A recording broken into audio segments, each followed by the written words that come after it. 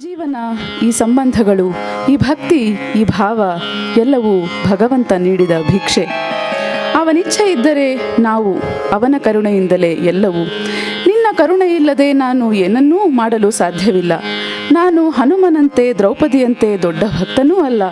ಕರುಣಿಸೋ ಎಂದು ರಂಗನನ್ನು ಆರ್ತವಾಗಿ ಬೇಡುವ ಪುರಂದರದಾಸರ ಕೃತಿ ಕರುಣಿಸೋ ರಂಗ ಕರುಣಿಸೋ.